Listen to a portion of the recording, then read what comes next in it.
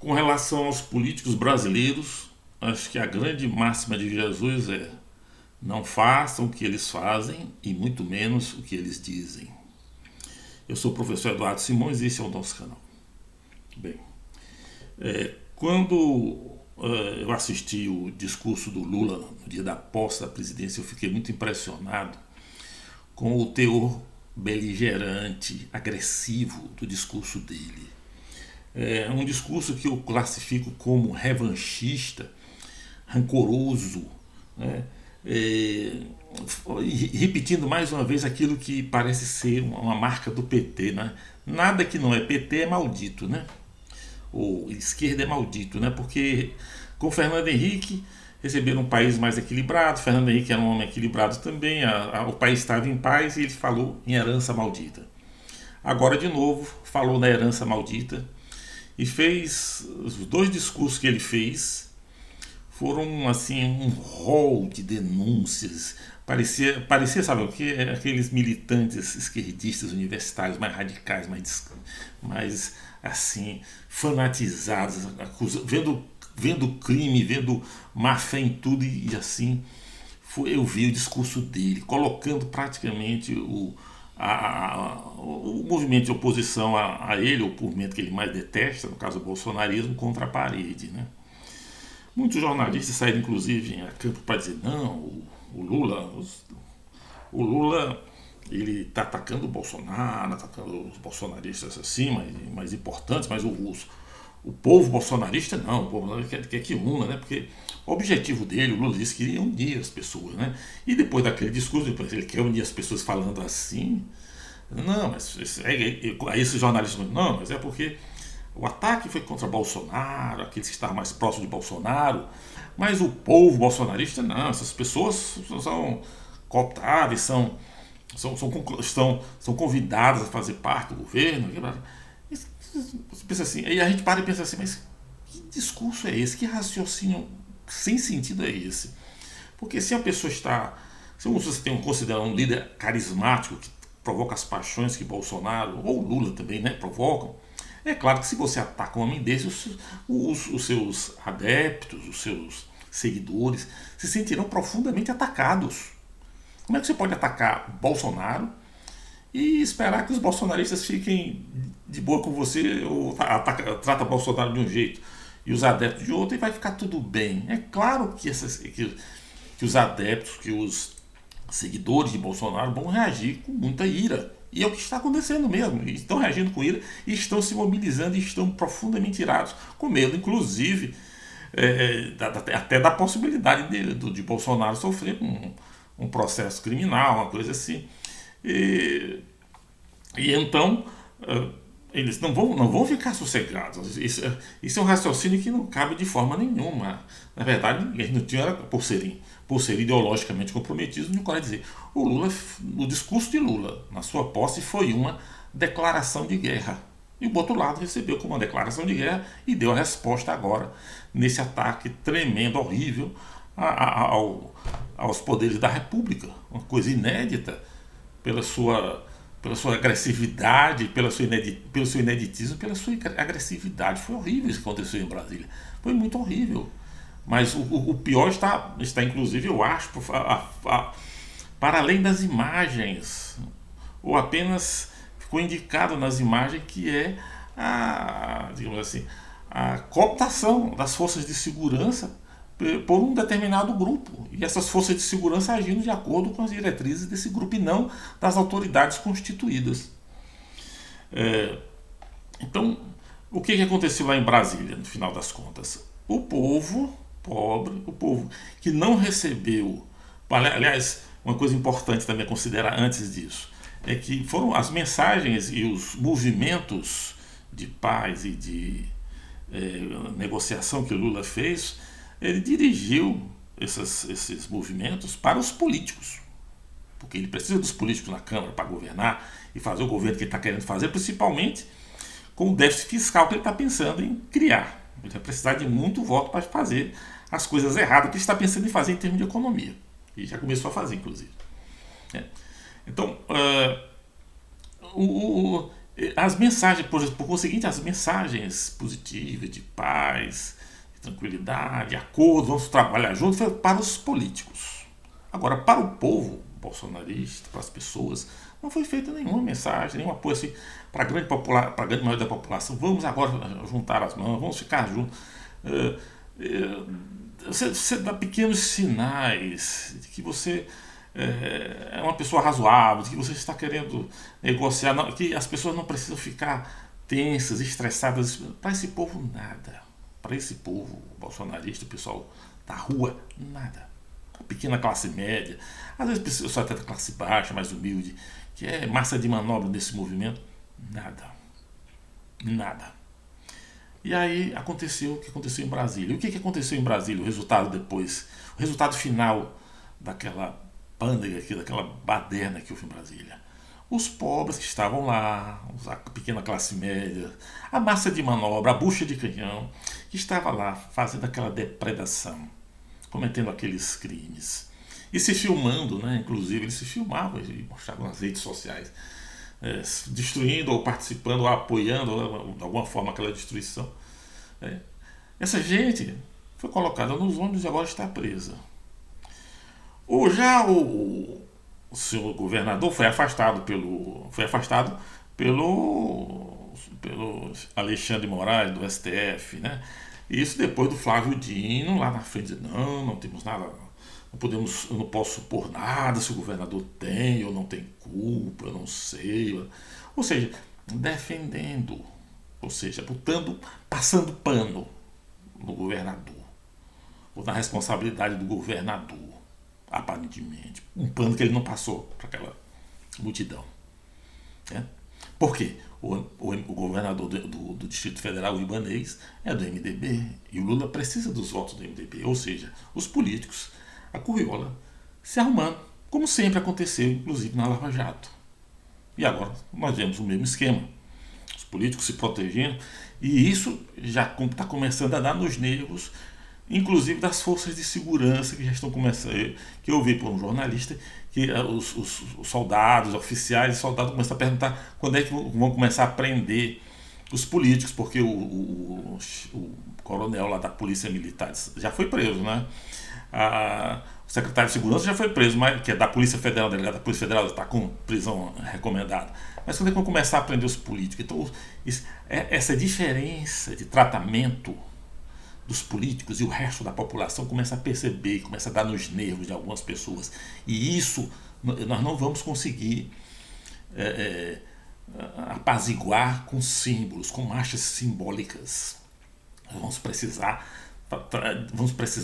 agir com realismo, praticar a isonomia que a Constituição prega, para não ficar apenas com símbolos e palavras dizendo que todos são iguais perante a lei, todos são iguais perante a lei, quando a gente vê no dia a dia, inclusive por um presidente ligado a um grupo que vive falando em igualdade, a gente vê a diferença de tratamento entre os políticos e o resto da nação. Então, depois que houve o evento lá em Brasília, eu assisti também na televisão a apresentação de um grupo Prerrogativas, que me causou. Prerrogativas é um grupo de advogados, juristas, professores, artistas de esquerda, todos de esquerda, né? Criado para proteger o Lula, para dar aquela impressão de que há um monte enorme de gente com a esquerda, que a grande maioria da população está organizada e com a esquerda. Ele veio a público pedindo punição, pedindo severidade, apuração, blá blá blá. E aproveitou para dizer: o Lula foi condenado na Lava Jato sem prova nenhuma. Eu acho que a essa altura do campeonato, se falar que o Lula a prisão do Lula que não foi feita sem nenhuma prova, depois do monte de provas que foram apresentadas, é simplesmente inacreditável. A gente se controla para não dizer uma coisa desagradável, mas é inacreditável que um homem, um adulto, né, de formação superior, um jurista, que no caso estava lá representando esse grupo Prerrogativas, dizendo uma coisa dessas. Então, mas o esquema é o seguinte: quando é o meu criminoso, né, nenhuma prova é suficiente. Quando é o criminoso dos outros, aí tudo é prova. Então ele já estava, inclusive, pedindo a apuração severa em cima do Bolsonaro. Né? Ou seja, vamos soltar os cachorros em cima do Bolsonaro, dos chefes bolsonaristas, etc, etc. Mal a coisa tinha acontecido, né? Já estava todo furioso para cima dos bolsonaristas. Então, é lamentável a gente ver isso. E ele também disse, esse cidadão aí, do grupo Prerrogativas, e eu também já ouvi outro jurista, em outra ocasião, também falando isso, né? Que as coisas chegaram a esse ponto, porque aqui no Brasil a gente não fez como na Argentina, né? Na Argentina eles pegaram os militares depois que acabou o golpe militar na Argentina, eles pegaram os militares e levaram para os tribunais. Aqui não, a gente passou a mão, aqui a gente deixou os militares, deixou barato para os militares, a gente devia ter pego eles e ter punido, ter isso aqui, que a gente não estaria mais acontecendo isso. Eu fico assim, eu penso, uma pessoa dessa ela é boba ou se faz de boba ou que lá o quê? Porque o que aconteceu na Argentina? Porque eu vivi essa época. Eu via na televisão todo dia as notícias horrorosas que vinham da Argentina, provocadas por esse ressentimento dos militares. O governo Alfonsín, do meio para o fim, praticamente todo ano tinha um levante militar provocado pelos chamados caras pintadas, revoltados, que estavam com o revanchismo do governo Alfonsín. Ora, até chegar ao extremo do ataque ao quartel de La Tablada, acho que foi em 88 ou 89, quando um grupo de guerrilheiros, incentivado pelo revanchismo do Alfonsín, disse: agora é nossa vez, agora vamos partir para cima dos milicos e vamos acabar com eles.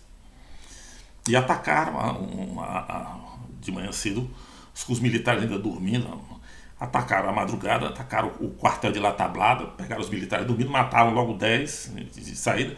Quando a notícia se espalhou para as outras guarnições, eles mandaram até tanque de guerra. Foi uma coisa horrorosa. As cenas são terríveis. O tanque atropelando um carro, que parece que tem gente dentro. A imagem de uma guerrilheira, moça bem jovem, toda ensanguentada no chão de tanto balaço que levou. E tem o resultado: 10 soldados mortos, 32 guerrilheiros mortos. E tem mais, isso não foi o pior. O pior é que 4 guerrilheiros sabidos foram pegos feridos, logo foram prisionados. E sabe o que aconteceu com eles? Você que está me vendo. Desapareceram. Os militares desapareceram com eles, nas barbas do Alfonsín. E o Alfonsín não fez nada. Os militares já estavam por aqui com aquele negócio. E aí reagiram dessa maneira brutal e provocaram no governo do Alfonsín fizeram no governo do Alfonsín 4 desaparecidos nas barbas dele, e ele não fez nada. Então é isso que está faltando, faltam cadáveres, é isso que a esquerda brasileira quer, são os cadáveres que brotam da Argentina, do solo da Argentina, de gente assassinada por razões políticas. É isso que está faltando? Assassinatos? Mortos? Não houve nenhum morto em Brasília, graças a Deus. Nesse ponto foi maravilhoso. Ninguém morreu. Todo mundo se controlou, se segurou, chegamos lá, sem matar gente. Agora, a esquerda não consegue se controlar com isso, né? Ainda mais porque o levante, uma coisa que a esquerda brasileira não vai perdoar é que esse levante, com massa de gente na rua, de uma quantidade razoável de gente na rua, foi feito contra ela.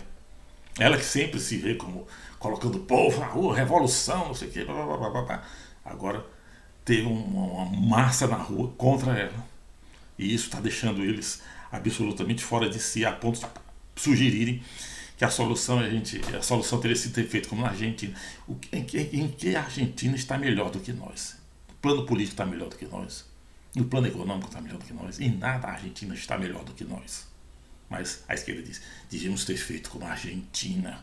Essa gente não pensa, essa gente não reflete.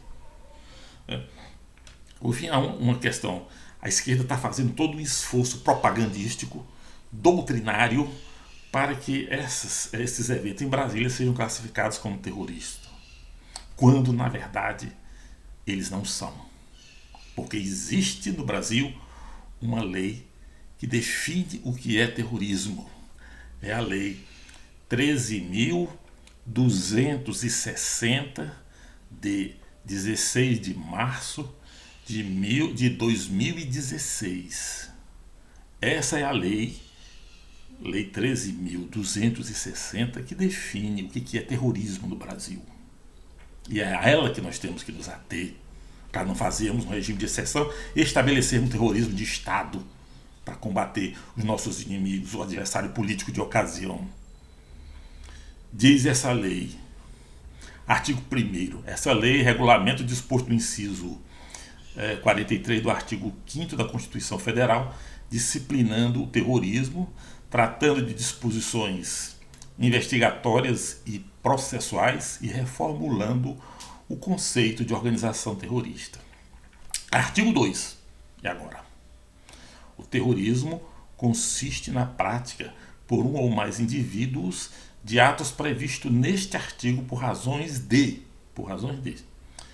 xenofobia, discriminação ou preconceito de raça, cor, etnia e religião, quando cometidos com a finalidade de provocar terror social ou generalizado, expondo a perigo pessoa, patrimônio, a paz pública e a incolumidade pública. Terrorismo são, portanto, ações cometidas tendo em vista razões de xenofobia, ódio ao estrangeiro, discriminação ou preconceito de raça, cor, etnia e religião. Onde houve isso naquele episódio? Então não há terrorismo. Essa gente precisa ser julgada, processada e julgada de acordo com o artigo que fala sobre atentado à ordem democrática. Sim. Esse é outro artigo previsto, esse é outro artigo da Constituição. Mas não como terrorista. E as esquerdas estão falando terrorista. Então é assim. Quando é com o meu adversário, não se pode ter piedade, é sem anistia, né? Agora, quando é com o meu lado, não, é diferente, né? Aí é diferente. Aí nós somos garantistas, porque é uma luta que está acontecendo agora, é uma coisa curiosa. Aqueles que falavam em garantias, garantismos, garantistas, etc., principalmente na época que o Lula estava sendo processado, agora viraram politivistas. O termo é politivista, não positivista, que é aqueles que pregam o uso político, ou que dizem que há um uso político no judiciário, ou seja, aquilo que eles condenaram, inclusive em algumas ocasiões até falsamente, de estar levando o Lula para a cadeia, agora eles querem aplicar nos seus adversários de hoje. Então aqueles que no passado, não, tem que haver processo transitado em julgado, isso, aquilo, outro. Agora, não, temos que. Agora é faca na boca e faca nos dentes, e vamos pegar esses caras, vamos punir, são terroristas, e ficam repetindo, são terroristas. Não são. A lei não diz isso. A lei nos impede de dizer isso. Ou nós aplicamos a lei, ou nós transformamos esse país numa terra sem lei. Então, o que há, então, aí você vê, como eu disse, a esquerda do passado, toda garantista, toda cheia de direitos humanos, né, falando tanto dos direitos humanos, por causa do Lula, agora quer prender e arrebentar. Já a direita bolsonarista e tudo mais, que no passado chamava os direitos humanos dos piores termos, dos piores xingamentos, agora está falando em direitos humanos. Isso, infelizmente, nos aponta para uma situação muito triste, é que a gente vê que a política brasileira não é mais feita de valores. E, de certa forma, isso representa a sociedade, isso é um pouco retrato da sociedade. A política não é mais feita de valores, não há mais nada estável na política brasileira. Parece que não há mais razão, eu falo assim no sentido mais genérico desse termo, há uma lógica, uma coisa pela qual a gente possa se guiar em alguma direção. O que há agora é apenas o instinto, aquele instinto de sobrevivência, mais brutal, mais selvagem, no sentido de que se você... é o instinto de sobrevivência do predador, que para existir precisa massacrar a presa. E está todo mundo se comportando assim. A direita se comporta assim, a esquerda também. Agora é minha vez, eu vou partir para cima de você. Ah, não venha, por favor. Eu tenho direitos humanos, eu tenho isso, eu tenho aquilo. Aí quando a coisa muda, agora sou eu quem vai partir para cima de você. Ah, não, eu tenho direitos humanos. Como a gente pode fazer uma política séria? E sem política séria, como é que a gente pode construir uma nação? Muito obrigado.